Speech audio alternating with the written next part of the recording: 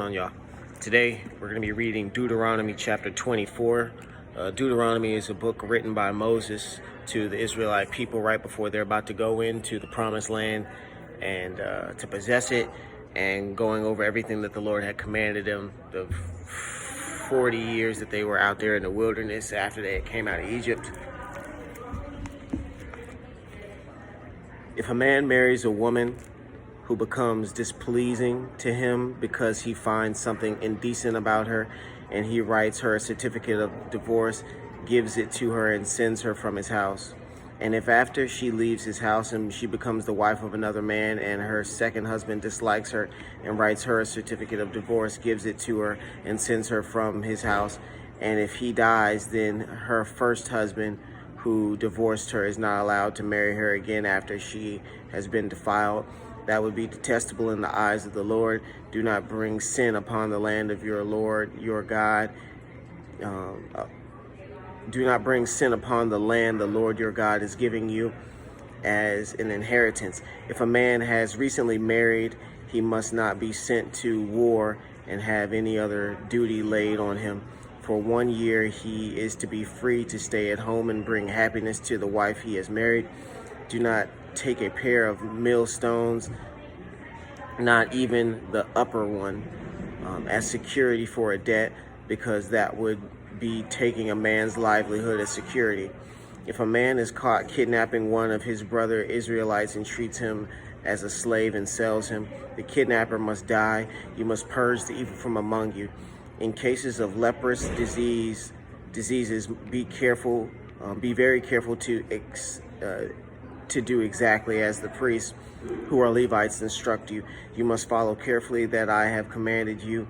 Remember what the Lord your God did to Miriam along the way after you came out of Egypt. When you make a loan of any kind to your neighbor, do not go into his house to get what he is offering as a pledge. Stay outside and let the man to whom you are making the loan bring the pledge out to you.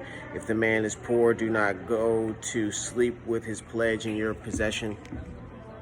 Return his cloak to him by sunset so that he may sleep in it.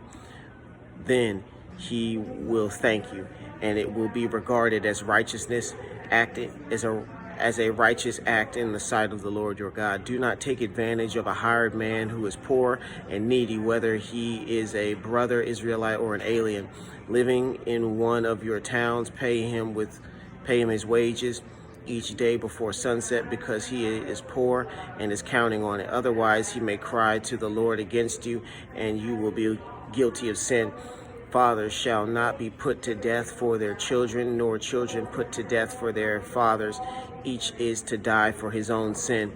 Do not deprive the alien or the fatherless of justice, or take the cloak of the widow as a pledge. Remember that you were slaves in Egypt, and the Lord your God redeemed you from there. That is why I command you to do this.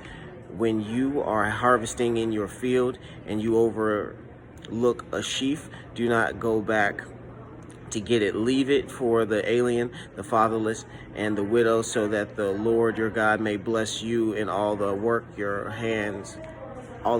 hands. When you beat the olives from the trees, do not go over the branches a second time. Leave what remains for the alien, the fatherless, and the widow. When you harvest the grapes in the vineyard, do not go over the vines again. Leave what remains for the alien, the fatherless, and the widow. Remember that you were slaves in Egypt. That is why I command you to do this.